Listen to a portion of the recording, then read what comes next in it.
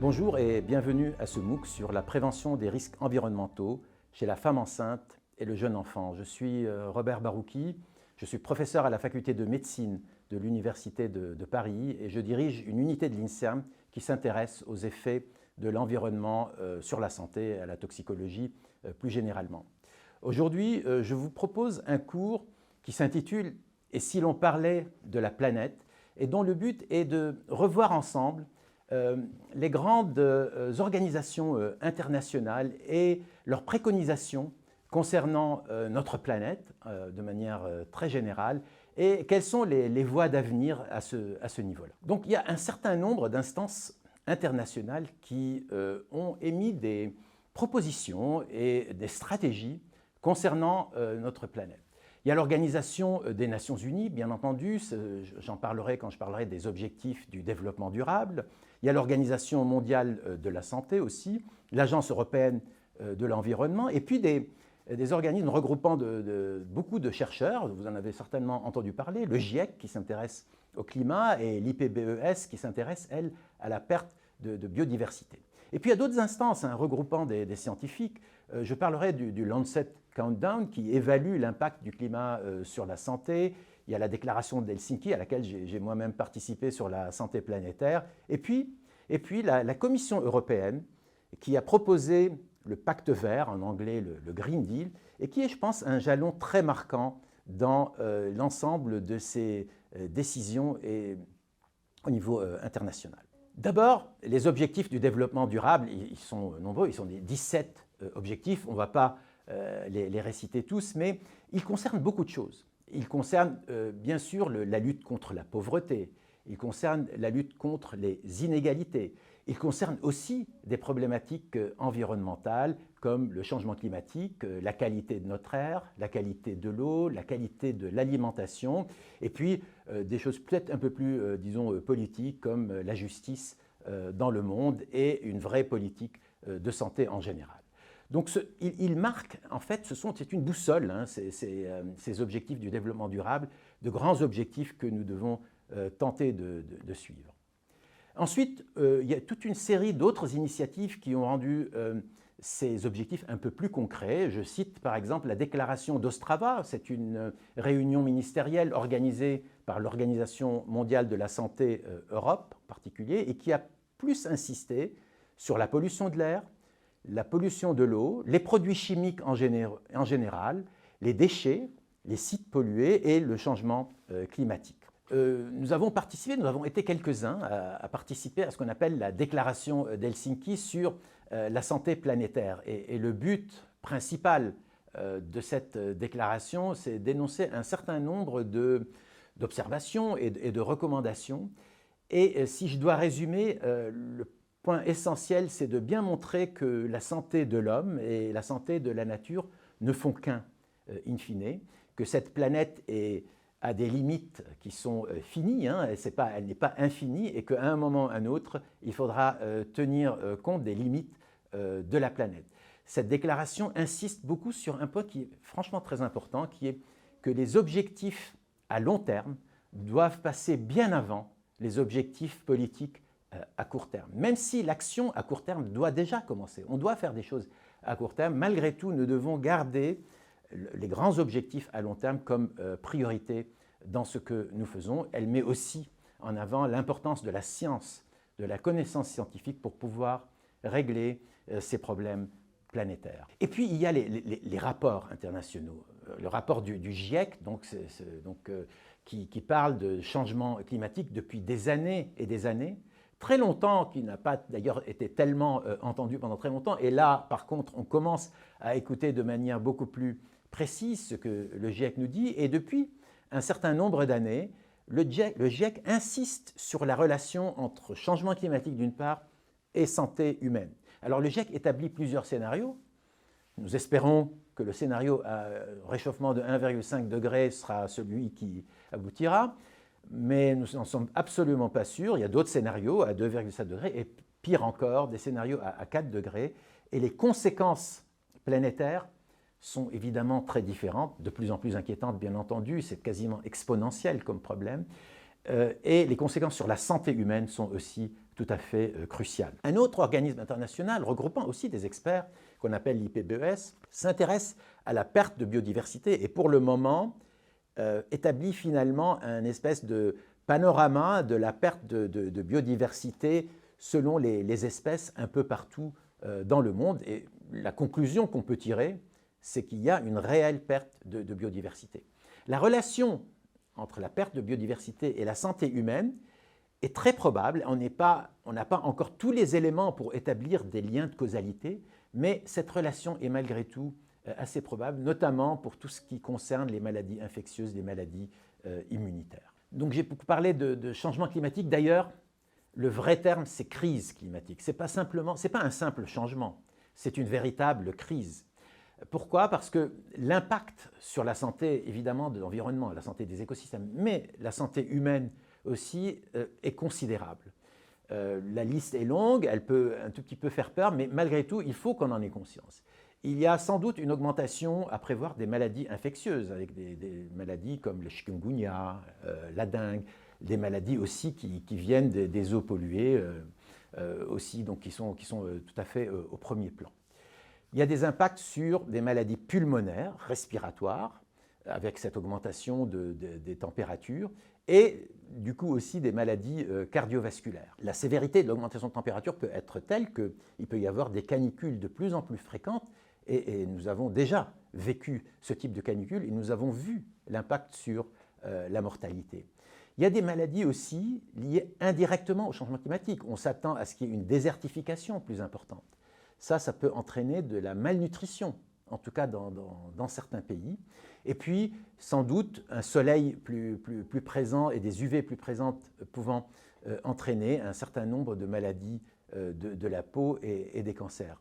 Et quelque chose qui est peut-être trop souvent négligé et qu'il ne faudrait pas négliger, ce sont ce qu'on appelle les stress post-traumatiques, c'est-à-dire la santé mentale qui peut être affectée. Une inondation, la perte de ses repères, la perte de sa maison, des chaleurs excessives, la perte de personnes proches, des problèmes de malnutrition entraînant des migrations avec un impact géopolitique sans doute très important. La course vers l'eau, c'est quelque chose qui peut entraîner donc, des problématiques géopolitiques internationales avec des stress importants et un impact très sérieux sur la santé mentale qui est aussi une cible importante de ces grands problèmes. Alors, bon, on a évoqué les problèmes, ils sont là, hein, il faut faire face. Et puis maintenant, évoquons un certain nombre de propositions, de plans et de stratégies qui nous permettront d'aborder ces problèmes. Alors il y a un jalon marquant, et là, nous pouvons être fiers quelque part de l'Europe, c'est ce qu'on appelle le Pacte vert européen, le Green Deal, qui a établi un certain nombre de plans, d'objectifs et de stratégies visant à régler ce problème de l'impact potentiellement négatif donc de l'environnement sur notre santé. Il y a la loi sur le climat européenne avec un objectif à 2050 donc sur la neutralité donc carbone en 2050. Il y a l'économie circulaire hein, pour éviter que les déchets aillent comme ça dans la nature, qu'on puisse recirculer l'économie. Il y a la loi sur la biodiversité, c'est une vraie stratégie sur la biodiversité. La loi sur l'alimentation, donc on appelle de la ferme à la fourchette, si j'ose dire, farm to fork en anglais. Et puis il y a cette ambition importante de zéro pollution. C'est sans doute excessif de parler de zéro pollution, mais c'est quand même un objectif vers lequel il faut aller. Et dans le cadre de cette ambition zéro pollution, il y a une stratégie qu'on appelle la stratégie sur les substances chimiques pour la durabilité, donc Chemical Strategy for Sustainability, donc la stratégie sur les substances chimiques pour la durabilité, et qui a établi une feuille de route concernant la pollution chimique. Et là-dessus, je rappelle que sur les 100 000 substances chimiques qui nous entourent, qui sont sur le marché, On peut croire que dans ce domaine, il y a beaucoup de travail et qu'on sait vraiment ce qui se passe. En réalité, on sait beaucoup de choses sur 500, donc 0,5% de ces produits chimiques, et on sait un peu de choses sur 20 30 000 substances chimiques, et puis il y a 70 000 substances chimiques pour lesquelles on ne sait quasiment rien. Donc il y a encore un très gros effort à faire là-dedans, la recherche doit encore un très gros effort à faire là-dedans pour mieux comprendre les impacts de ces substances et de ces